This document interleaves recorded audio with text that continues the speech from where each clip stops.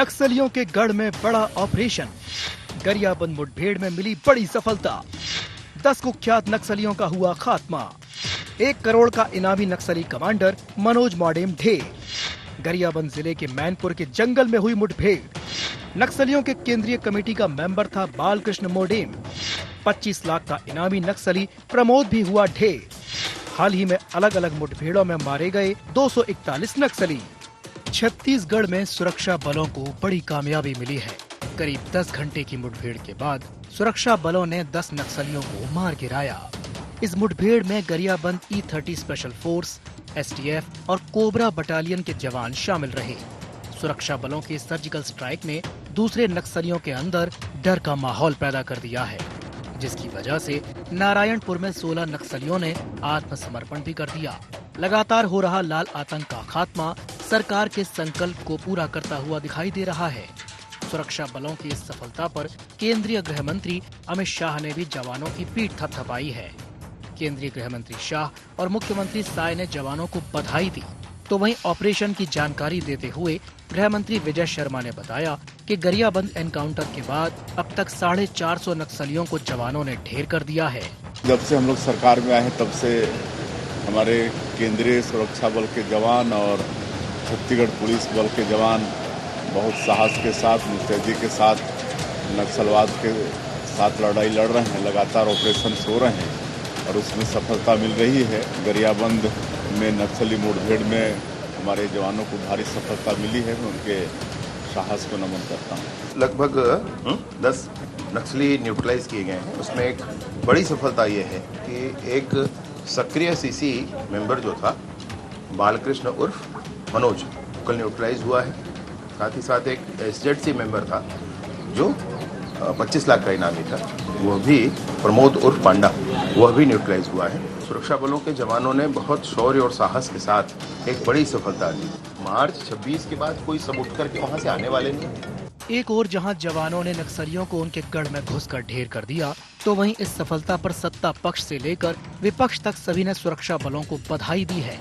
लेकिन जब बात नक्सल खत्म करने की डेडलाइन पर आई तो सियासत भी तेज हो गई। कांग्रेस प्रदेश अध्यक्ष दीपक बैज ने ऑपरेशन की सफलता पर जवानों की सराहना तो की, लेकिन साथ ही उन्होंने केंद्र की रणनीति पर भी सवाल उठा दिए। दीपक बैज का कहना है कि मैं फिलहाल सिर्फ देख रहा हूं कि कैसे शिक्षा दूत मारे जा रहे हैं, कैसे आम लोग नक्सलियों के निशाने पर हैं। 31 मार्च 2026 की डेडलाइन के बाद ही कुछ कहूंगा। गरियाबंद में आज लगभग 8 नक्सलियों का मार गिराने का दावा आज पेपर में है, तो निश्चित रूप से मैं फोर्स को बहुत बहुत बधाई, शुभकामनाएं। इस विषय पर मैं अभी नहीं, मार्च 2026 के बाद ही बात करूंगा। लेकिन जिस तरह से नक्सल गतिविधियां लगातार बढ़ रही है, शिक्षा दूतों की हत्या लगातार हो रही है, तो कहीं न कहीं एक चिंता का विषय तो है। अच्छी बात है नक्सलवाद खत्म हो, लेकिन ये है कि गरीब आदिवासी न मारे जाए, इस बात का ध्यान रखें, क्योंकि अनेक घटनाएं हुई है जिसमें आदिवासी मारे गए, उसको बाद में नक्सली बता दिए गए।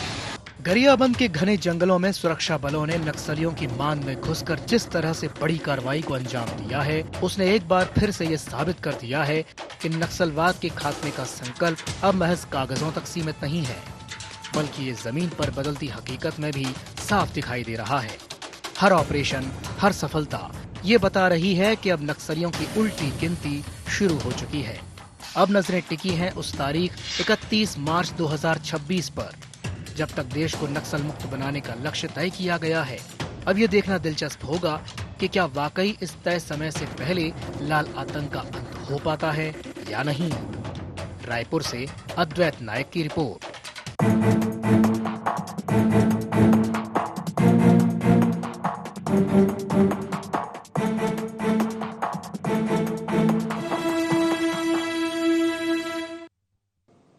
नमस्कार, जय जोहार, गुहार। छत्तीसगढ़ में आप सभी का स्वागत है। मैं हूं आपके साथ दिव्यांशु जोशी। आर या पार की जंग, नक्सलियों को लेकर के एक बड़ी सफलता मिली है। 10 नक्सली मारे गए हैं और आज इसी विषय को लेकर के हम चर्चा करेंगे। चर्चा की शुरुआत करेंगे, लेकिन उससे पहले एक नजर डाल लेते हैं क्या है आज के गुहार पॉइंट्स। गरियाबंद नक्सली मुठभेड़ जवानों के लिए कितनी बड़ी कामयाबी। क्या मार्च 2026 की डेडलाइन हो पाएगी पूरी? क्या नक्सलियों के खिलाफ आक्रामक रणनीति हो रही कारगर? मार्च 2026 की डेडलाइन पर कांग्रेस क्यों उठा रही है सवाल? तो चर्चा को विस्तार देते हैं और चर्चा में हमारे साथ आज जो हमारे मेहमान जुड़े हैं उनसे आपका परिचय करा देते हैं। हमारे साथ जुड़े हुए हैं शिव सिंह जी, जो कि प्रवक्ता हैं छत्तीसगढ़ कांग्रेस के। शिव जी, बहुत बहुत स्वागत है आपका IND24 में। हमारे साथ जुड़ी हैं शताब्दी पांडे जी। शताब्दी जी, आपका भी बहुत बहुत स्वागत है, प्रवक्ता हैं छत्तीसगढ़ बीजेपी की। और हमारे साथ जुड़े हैं वरिष्ठ पत्रकार गंगेश द्विवेदी जी। गंगेश जी, आपका भी बहुत बहुत स्वागत है। तो सबसे पहले मैं शुरुआत करना चाहूंगा शिव जी से। शिव सिंह जी, 10 नक्सली मारे गए हैं, इसके बाद भी आपको सरकार की मंशा को लेकर के संदेह है, क्या कहेंगे?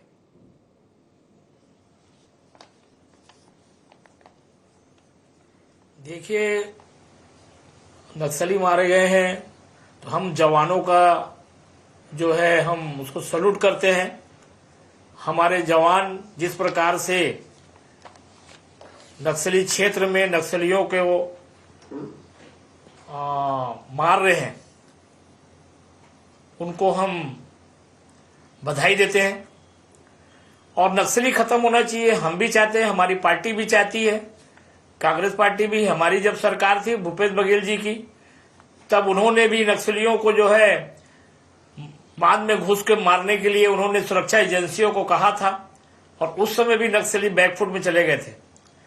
और आज छत्तीसगढ़ में भारतीय जनता पार्टी की सरकार है, केंद्र में उनकी सरकार है, और अमित शाह जी ने जो उनके गृह मंत्री है उन्होंने डेडलाइन दी है, और उस डेडलाइन का हम इंतजार कर रहे हैं। लेकिन हमारा ये मांग है कि गरीब आदिवासी इसमें ना मारे जाए। और अभी शिक्षा गुरुजी लोग हैं, जो शिक्षा मित्र हैं, शिक्षा गुरुजी हैं, इनके ऊपर भी बीच में जो है उनके ऊपर जो है अत्याचार हुआ। वो चीजें भी ध्यान रखना चाहिए सरकार को कि नक्सली इनके ऊपर जो वार कर रहे हैं उसको भी सुरक्षित किया जाए। तो इस प्रकार से हम खुद चाहते हैं, हमारी पार्टी चाहती है, हमारे सभी वरिष्ठ नेता चाहते हैं कि नक्सली समस्या समाधान हो, खत्म हो, और वहां पे विकास कार्य हो, पर्यटन के रास्ते खुले, हम भी चाह रहे हैं। लेकिन 31 मार्च 2026 का हम इंतजार कर रहे हैं। उसके बाद हम बताएंगे कि क्या उन्होंने जो बोला था वो पूरा हुआ कि नहीं हुआ, कि जिस प्रकार से पहले कई वादे इन्होंने किए हैं, कई वादे किए। भारतीय जनता पार्टी की केंद्र की सरकार ने वादा की थी और छत्तीसगढ़ की सरकार ने वादा की है, लेकिन वो वादे पूरे नहीं हो रहे हैं। उसी प्रकार से ये वादा भी पूरा ना हो, इसका हम ध्यान रखना है। 31 मार्च की डेडलाइन के बाद हम इस पर बात करेंगे। चलिए, ठीक है। शताब्दी जी की मैं प्रतिक्रिया ले लेता हूं। शताब्दी जी, क्या कहेंगी शिव जी की बात पर?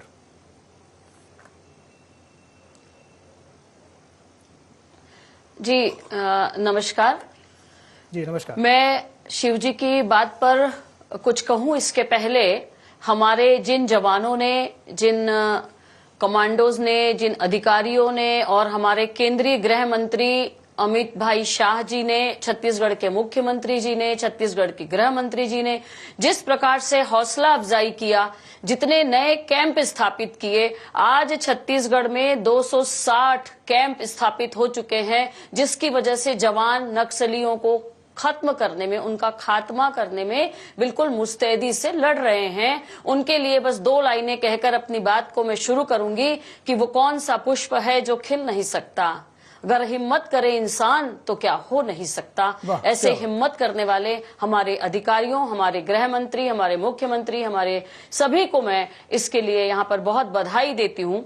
आगे मैं बात करूंगी कि निश्चित रूप से हमारे शिव जी की जो ये चिंता है कि आने वाले समय में 2026 31 मार्च 2026 तक इनका खात्मा होना चाहिए। ये बिल्कुल सही इनकी जो ये इच्छा है और सरकार तो उससे पहले ही इसके लिए लगी हुई है, हम प्रयासरत हैं। निश्चित रूप से आप देख रहे हैं कि जहां 2010 में 10,000 नक्सली थे, वहां पर हम देखते हैं कि 2024 में आंकड़ा आया कि 2,000 नक्सलियों का आंकड़ा एक निकल कर आया एक सर्वे के द्वारा। और अभी हम आपको बता दें कि 2023 में माओवाद जब चरम पर था तब इतने ज्यादा नक्सली थे और 2020 से 2023 तक 4 साल में कांग्रेस की सरकार में मात्र 141 नक्सलियों को मार गिराया था इन्होंने।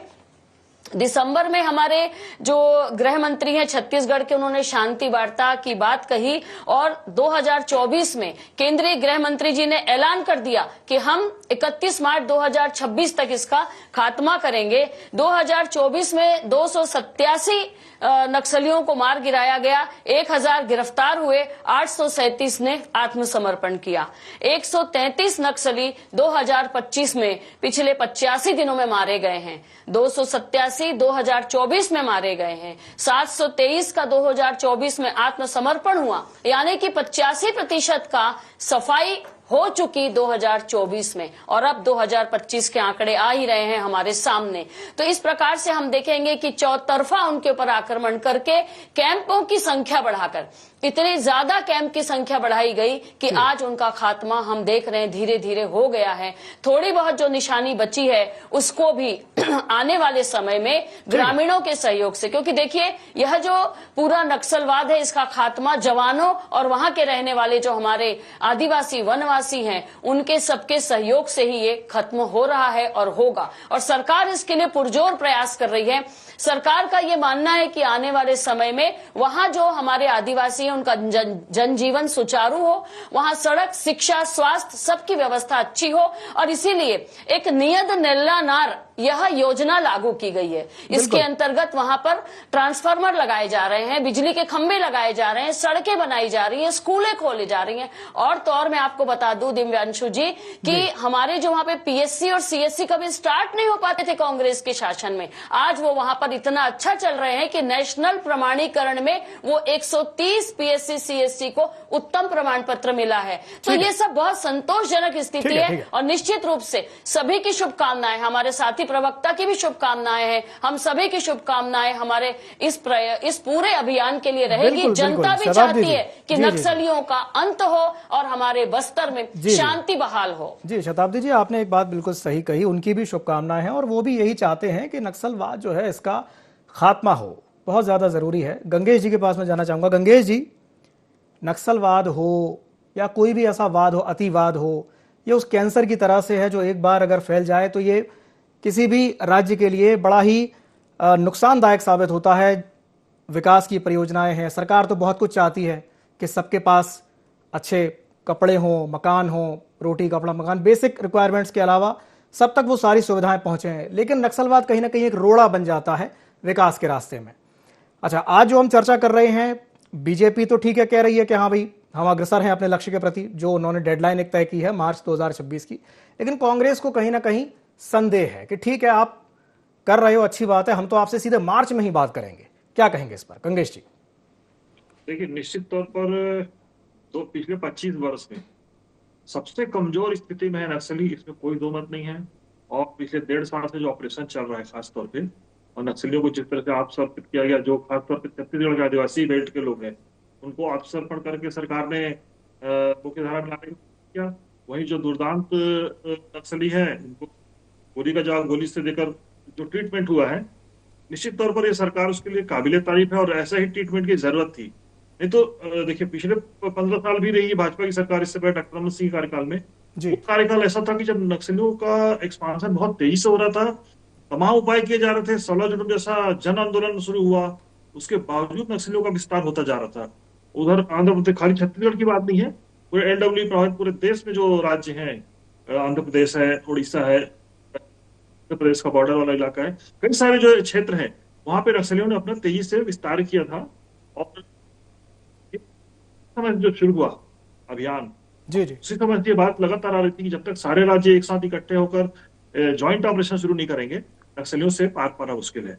तो अभी जो पिछले लगातार उस समय जो शुरुआत हुई, कांग्रेस शासनकाल में, कोरोना काल में काफी कुछ कमी आई थी नक्सली घटनाओं की, लेकिन पिछले 1.5 साल में जो ऑपरेशन टारगेट करके किया गया, उसमें निश्चित तौर पर बड़ी संख्या में ग्राउंड लेवल पे नक्सलिज्म से देश में प्रदेश मुक्त होता दिखाई दे रहा है।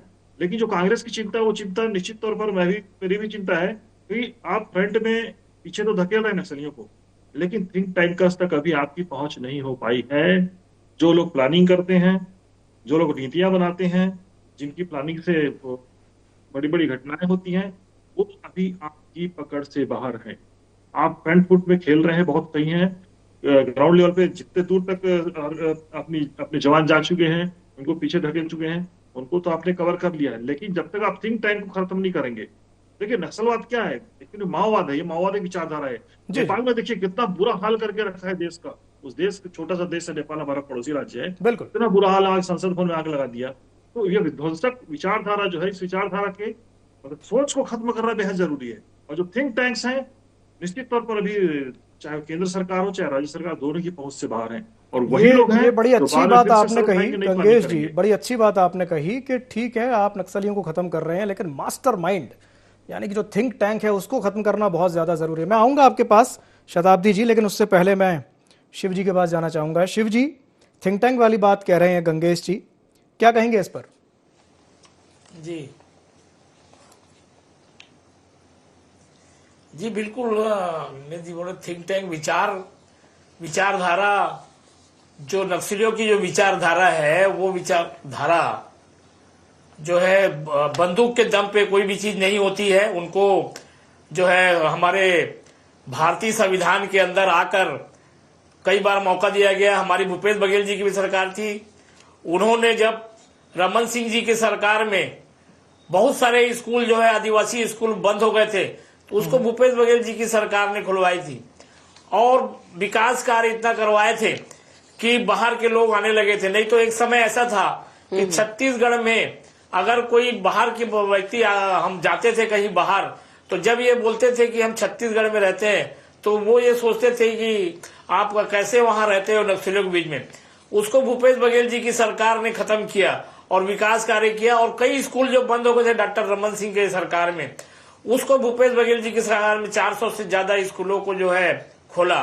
तो इस प्रकार से हमारी भी सरकार थी, भूपेश बघेल जी की कांग्रेस की सरकार, बराबर नक्सलियों पर जो है हमला हो रहा था, कोई भी बड़ी घटना नहीं हुई थी। जबकि डॉक्टर रमन सिंह जी की सरकार में कई नक्सली बड़ी घटनाएं हुई जिसको मैं बता नहीं सकता, लेकिन हमारे भूपेश बघेल जी की सरकार में छिटपुट एक आध दो घटनाएं हुई होंगी, लेकिन नक्सली जो है बांध में जी जी, क्षमा कीजिएगा, आपको बीच में इंटरप्ट कर रहा हूँ। जी जी, आपको बीच में इंटरप्ट कर रहा हूँ, इसलिए क्षमा चाहूंगा। लेकिन सरकार ने वही काम किया, नक्सलियों को जो है सरेंडर किया गया, और नहीं जो सरेंडर कर रहे थे उनको काउंटर कर रहे थे, और बहुत सारे विकास कार्य करवाए। जो स्कूल बंद थे वो स्कूल को खुलवाए, तो हमारी सरकार ने भी किया है। ठीक है, अब इनकी सरकार आई, जनता ने इनको जनादेश दिया है। अब हम देखते हैं कि 31 अभी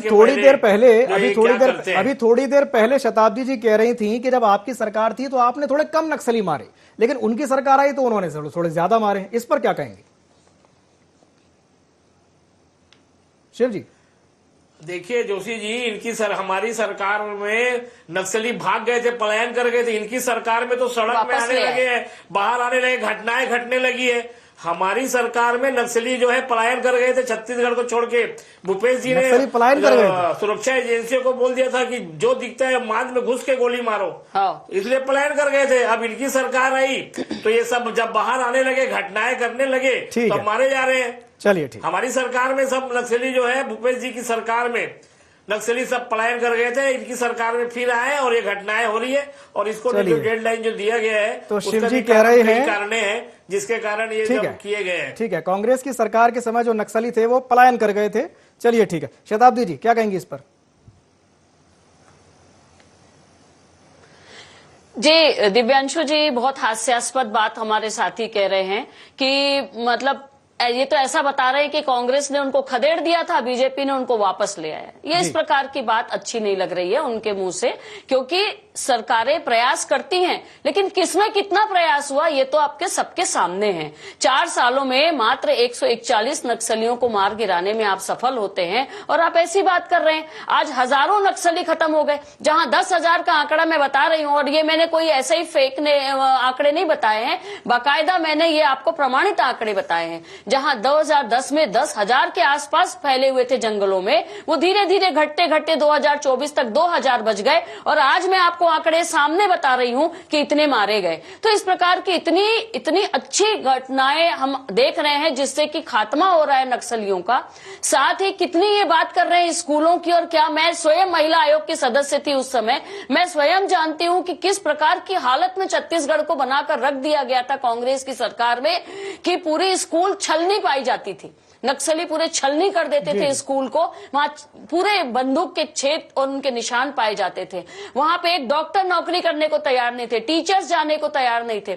इस प्रकार की बात नहीं करनी चाहिए, क्योंकि निश्चित रूप से नक्सलवाद का प्रभाव कांग्रेस के समय में इतना ज्यादा था कि आम आदमी त्रस्त था। धीरे धीरे केंद्र की सरकार और भाजपा की यहाँ राज्य की सरकार ने मिलकर इसका खात्मा किया है, क्योंकि कहते हैं ना, लातों के भूत बातों से नहीं मानते।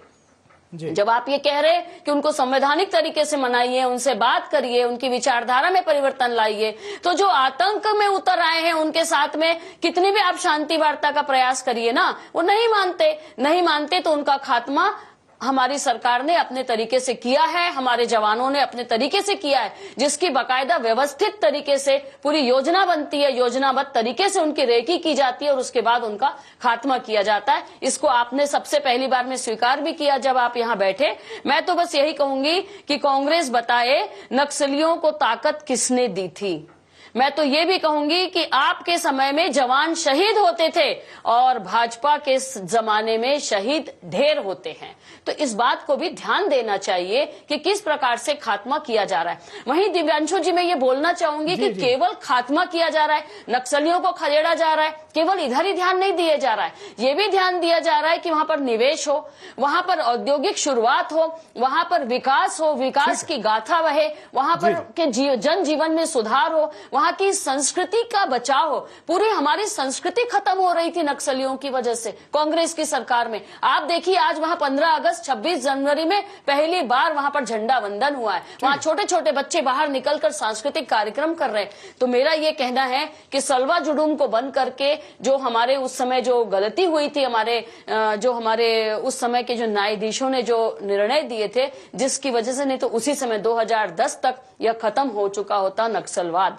लेकिन आज हमारी सरकार के प्रयास की वजह से लगभग इनके निशानी जो है वो समाप्त हो चुकी है और आने वाले समय में निश्चित रूप से हो जाएगी। इसमें सभी का सहयोग अत्यंत आवश्यक है, तभी जाकर इनका खात्मा होगा। हम भी यही चाहते हैं। नक्सलवाद की जो यह दर्शन है का जो फिलॉसफी है, ये जिस तरीके से शुरू हुई थी, ये जाकर के पूरे आतंकवाद में बदल गई है, जिसका खात्मा होना ये नासूर है समाज के लिए। बिल्कुल नासूर है, कैंसर है समाज के लिए, किसी भी राज्य के लिए, राज्य के विकास के लिए बहुत ही ज्यादा नुकसानदायक है, पीड़ादायक है। बड़ा ही अफसोस होता है जब निर्दोष लोग मारे जाते हैं या जिनकी कोई गलती नहीं है वो मारे जाते हैं, वो चाहे नक्सलवाद की वजह से मरे या किसी वजह से मरे। चलिए ठीक है, मैं गंगेश जी के पास जाना चाहूंगा। गंगेश जी, एक रिएक्शन तो मैं आपसे भी चाहूंगा, जो बात अभी थोड़ी देर पहले शिव जी ने कही थी कि हमारे टाइम पे तो पलायन कर गए थे और बीजेपी के टाइम पे। जी गंगेश जी।